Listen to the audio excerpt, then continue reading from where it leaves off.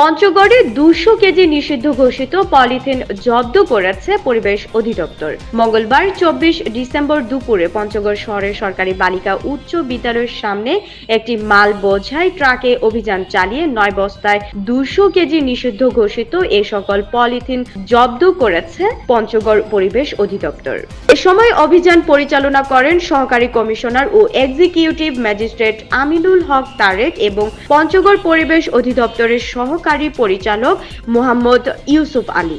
পঞ্চগড় পরিবেশ অধিদপ্তরের সহকারী পরিচালক ইউসুফ আলী জানান, গোপন সংবাদের ভিত্তিতে সৈয়দপুর থেকে একটি ট্রাকে কিছু নিষিদ্ধ ঘোষিত পলিথিন পঞ্চগড়ে আসছে এমন খবরে সকাল থেকে টিম নিয়ে অপেক্ষায় থাকি। ট্রাকটি পঞ্চগড় শহরের সরকারি বালিকা উচ্চ বিদ্যালয়ের সামনে থাকলে অভিযান চালিয়ে 9 বস্তা নিষিদ্ধ ঘোষিত পলিথিন জব্দ করা হয়। গোপন সংবাদের ভিত্তিতে জানতে পেরেছি যে একটা ট্রাকে অন্যান্য পণ্যের সাথে পলিথিন আসবে। তো তার সাথেই আমরা এই সকাল 7:30 থেকে এখানে অবস্থান করছি। এখন আমরা দেখতে পাচ্ছি যে এখানে 9 বস্তা পলিথিন আছে।